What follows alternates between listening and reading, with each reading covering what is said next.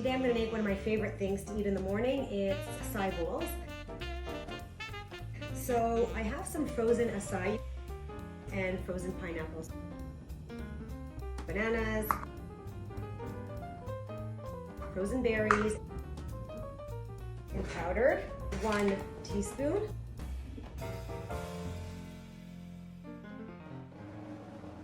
So once it is all blended, I will add it to a bowl. And this is a nice little coconut bowl. And then I like to top it with all the toppings that I like. So I have raisins,